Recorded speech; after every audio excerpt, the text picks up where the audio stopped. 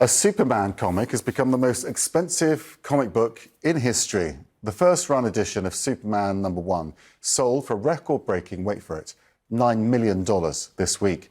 It was published in 1939 by DC Comics, who are owned by CNN's parent company, Warner Brothers.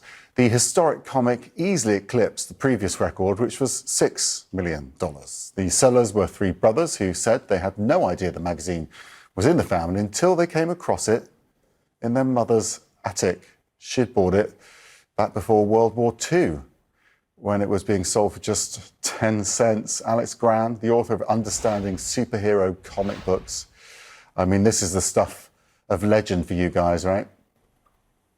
Oh, yeah, for sure. You know, Superman was created in 1938 by two young Jewish men in Cleveland. And, it was a one-shot character. They submitted it some years before that. No one ever knew it'd be such a huge success. And when it did finally get published, it was the first superhero in American comic books. It was a massive deal. A lot of copycat characters after that. And that was the first character to have a costume, superpowers, a mission of justice. And that template has been recreated over and over and over again. There's more complexity to later heroes, but that's the one that starts it all. So it doesn't surprise me that this would be worth so much at this time.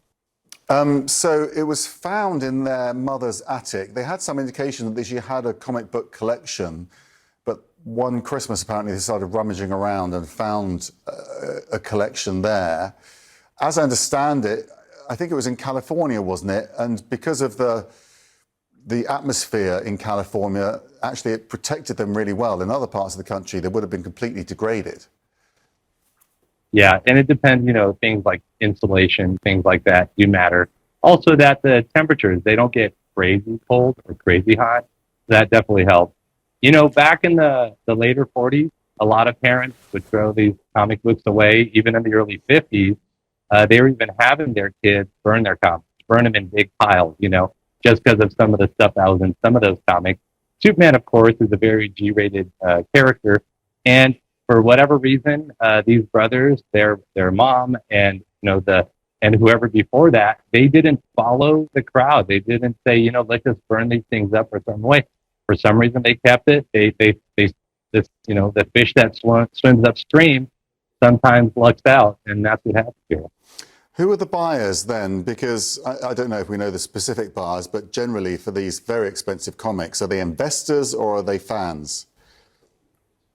Yeah, it's probably, it's hard to say. A lot of times it is investors, but when they buy at an all-time high, usually that's not really going to be an investor. Usually investors are going for the low price so they can sell it later. It's probably like a very wealthy fan. That's what I would guess. Remember, this Superman #1 is not the first appearance of the character. That happened in the prior year in Action Comics #1. It's definitely the first time a superhero that was the first one had his own comic. So that is important. But, so I would think that it may have been a very, very wealthy fan who may not have known that it's not the character's first appearance. Definitely interesting. I think it was a wealthy fan. That's what I think. How much for that other comic you mentioned then, the original appearance?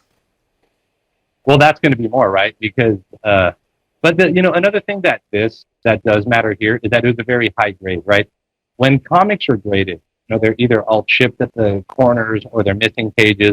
When it's basically a near mint copy, that adds a rareness to it too. So the fact that this one was as good of a condition, that might be hard to find the previous comic as good of condition. So I think condition matters. If from 0 to 10, even a condition of 9.0 versus 9.8, even that difference can add millions of dollars to a value. So it just kind of depends. Give us a tip then. What should people be looking for?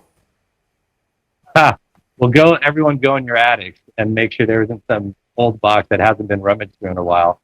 You never know what you may find. It all comes down to scarcity. I think another thing also is with AI art, AI storytelling coming out, there's something about this genuine 20th century storytelling, right? There's something about that century. There was no AI there. The first superhero comic book, to get his own. That's genuine imagination.